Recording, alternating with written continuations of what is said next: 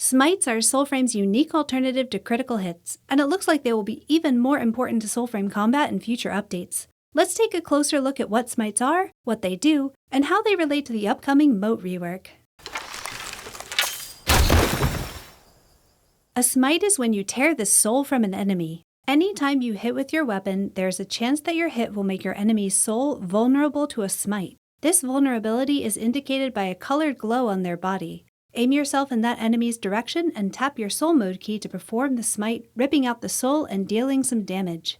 Whenever you smite an enemy, the smited soul flows to your envoy and recharges the pact ability that corresponds with that color. There is a maximum range for smite, which we'll talk about more later. Your chance of making an enemy vulnerable for a smite depends on both the base stats of the weapon you're using and the combat arts you've chosen for that weapon. You can find your weapon's smite chance here, and just keep in mind that it's going to show you the chance for the build you currently have equipped. If you want to see the weapon's base smite chance, you need to reset all combat arts that affect it. The Smite combat art increases a weapon's smite chance for all attacks, so this one is almost always a good choice when you want to get more smites. Vaunt increases your chance of smite when you riposte, and it is available on every weapon type except magic weapons since they can't parry. I love parry and riposte in melee combat, so this is an art I use pretty often. Final Blow increases your chance of smite on finishers, and it's available for shields, long blades, and polearms. This art must be bugged in Preludes 10 because in hours of testing with it fully maxed out, I couldn't get it to proc even once, so skip this until we see a fix for it in patch notes. Salted Blade increases your chance of smite on prone enemies. You can use it with shields, polearms, and bows, but if you do, make sure you also take Thrown Off or My Leg so you have a reliable source of knockdown. Misdirection increases your chance of smite on Spectre Strike, which is fun to play with but can be a bit challenging to use. A Spectre Strike is the special attack you get after a perfect dodge, and that timing is a bit trickier than a parry. It's available for short blades and magic weapons, but it doesn't seem to be working properly for staff weapons in Preludes 10. Twist of Luck is a unique Flyblades art that increases your chance of smite on orbiting blades. When you upgrade Twist of Luck, your weapon's info panel will show you an overall smite chance increase, but this is a visual bug. In-game you'll get the increase only on orbiting blades. In P10 we can't get enough combat arts to train both Smite and Twist of Luck on Flyblades, so let your playstyle determine which of these you take. If you like to throw your blades, use Smite. If you like to orbit them, use Twist of Luck. Wolf's Eye is a unique bow art that increases your chance of smite on charged shots. This is pretty good on Juniper and Thistle, but Blitzel's base smite chance is just too low for how slowly bows charge their shots. If your aim is good, then Wolf's Eye is definitely worth taking, but otherwise the easiest way to get smites with the bow is through Hail of Arrows. The sheer number of hits makes you more likely to get a smite, even if the chance for each individual hit is still low. Bows do also have Riposte and Vaunt, which is good for smite, but I don't really enjoy playing bows in melee range, especially when I can use a sidearm instead. And bows also have Salted Blade, but the knockdown from My Leg is too unreliable for my tastes. Before we talk about why we're discussing all this when Steve just told us there are big changes coming to the combat arts system, there's one pact upgrade we've got to cover: Sympathy.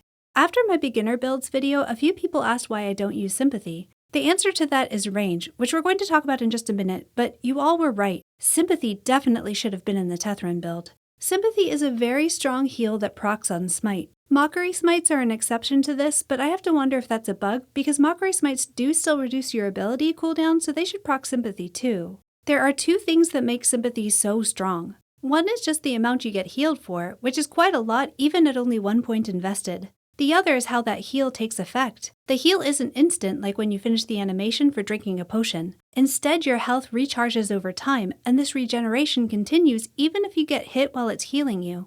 I'm not completely sure on this, but it seems like Sympathy has a fixed health recharge rate, and the extra upgrade increases the duration of your recharge. So basically, it's a heal over time that lasts longer when you boost it. With a fully upgraded Sympathy, you can smite to get healed back up to full health, get hit right after, and then still heal back up to full again from that same smite. This is extremely strong in melee combat and definitely belongs on a Tethran Wolder build.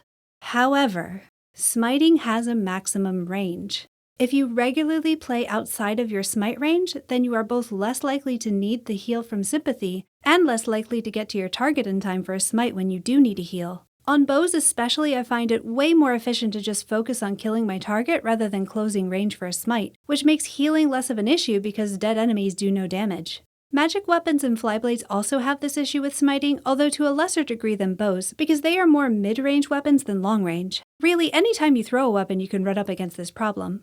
Your lock-on range might be related to your smite range. I tried testing this in-game, and there were just too many variables for me to feel certain. It seems like scry on magic weapons and wrist brace on flyblades might also increase your smite range along with your lock-on range, but again, I am not at all sure on this. If we had target dummies somewhere, I'd happily do more testing, but for now the best I can say is maybe? But if so, the difference isn't large enough to be worth investing in these arts. So why am I so focused on smites right now?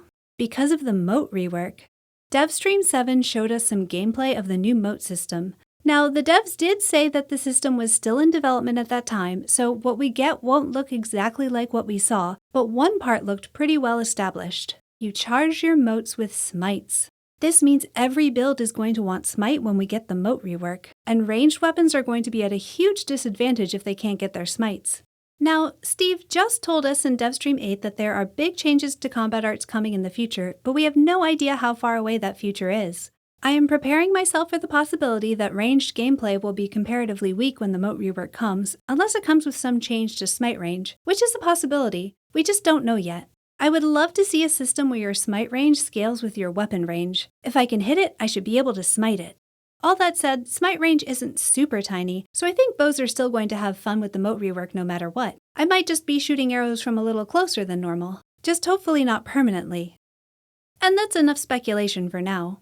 However you like to play, start looking at smite upgrades and figure out what combination of weapon and combat arts will get you ready to charge your moats. If this video was helpful for you, please give it a like and subscribe to my channel for more Soulframe content.